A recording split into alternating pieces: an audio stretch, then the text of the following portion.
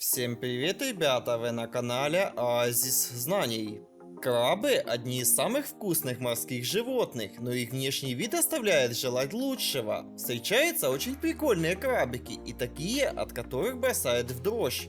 Они преимущественно живут в воде и передвигаются по поверхности дна или анемонов, где и обитают. А их панцирь, крепкий и прочный, защищает их от хищников. С помощью него они ловко прячутся среди камней того же цвета. Но в нашей подборке природа решила подшутить и кардинально поменять цвет и форму панциря. И знаете, получилось просто шикарно. И хотя крабы могут вызвать у посетителей пляжа мурашки по коже, некоторые виды из нашего топа наверняка заинтересуют вас. А в начале этого ролика мы вам напомним, чтобы вы не забыли подписаться на наш канал и поставить лайк. Так вы будете в курсе всего самого интересного и удивительного. Трусите свои холодильнички, устраивайтесь поудобней, а мы начинаем. Японский краб-паук.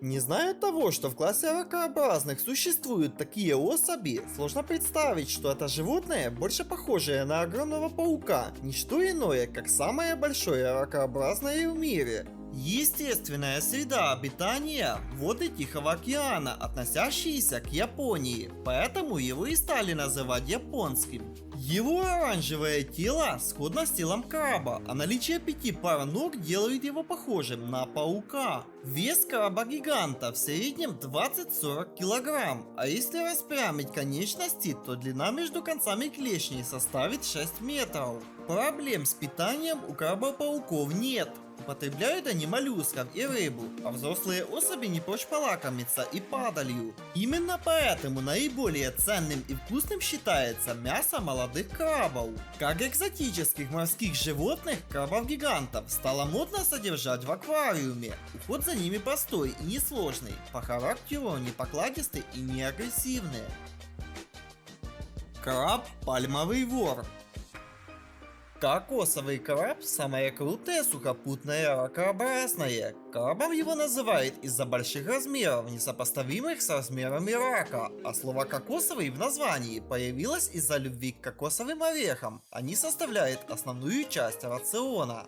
Считалось, что он способен забраться на дерево и срезать клешней кокос, чтобы тут раскололся от удара о землю. А если орех не расколется, то будто бы он мог расколоть его своей клешней. В действительности все гораздо проще. Краб находит упавшие и расколовшиеся орехи и лакомится ими. Клешни нужны для освобождения мякоти от скорлупы. Самое большое количество необычного ракообразного встречается на острове Рождества в Индийском океане. На других островах океана их гораздо меньше. Туловище пальмового вора достигает в длину 40 сантиметров, а клешня в расправленном состоянии имеет длину более 90 сантиметров, вес около 4 килограмм. Краб-орангутанг. Похожий на рок-звезду крабового мира, краб-орангутанг выглядит как небольшой вид краба-паука или краба-декоратора. Краб получил такое название из-за густого покрова из тонких красных и коричневых волосков, украшающих его ноги и панцирь, как и у его большой обезьяны-тезки, обитающей на Борнео и Суматре. Волосы улавливают мусор и детрит, а также обеспечивают жизненно важный камуфляж от многочисленных хищников. Будучи крабами-пауками, эти животные имеют удлиненные руки по сравнению с их телом, а клешни помогают убирать скопившуюся в волосы пищу. Этот загадочный вид очень неуловим, поэтому о его жизненном цикле или предпочтениях мало что известно. Краб-боксер.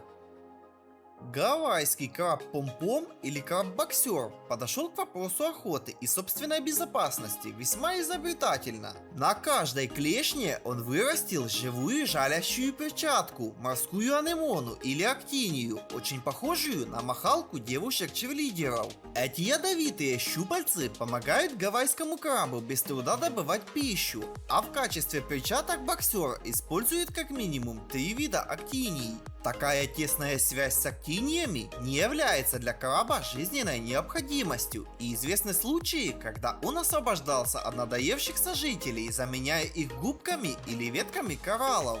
Актиниям же совместная жизнь с крабом-боксером дает возможность путешествовать и быть всегда сытой. Конфетный краб. Конфетный краб – это очень красочный краб, который вырастает от 1,5 до 2 сантиметров. Он живет на различных видах мягких кораллов рода дендронефтия. Он маскирует себя, имитируя цвета полипов, среди которых прячется. Дополнительную маскировку добавляет ему полипы, которые прикрепляются к его панцирю. Цвета конфетных крабов варьируются в зависимости от цвета коралла и могут быть белыми, розовыми, желтыми или красными. Тело краба имеет острые колючки с красно-белым рисунком. Этот краб распространен в Индо-Тихоокеанском регионе, питается планктоном. Манящий краб. Манящий краб считается одним из самых интересных представителей крабов. И дело не только в его непропорционально большой правой клешне. Эти крабы колониальные животные, и они проявляют удивительную толерантность по отношению к соседям. А вот к новичкам они относятся крайне негативно. У крабов-самцов одна из клешней гораздо больше другой. Это большая клешня, и в случае опасности поможет отпугнуть врага или привлечь самку. Манящие крабы совсем крошечные, длина их тела без конечностей составляет около 1,5–2,5 см, а с ними 5–10 см. Королевский леопардовый краб. Королевский леопардовый краб или краб-пантера – это уникальный вид водных крабов, обитающих в озере Матана и окружающих водах Индонезии.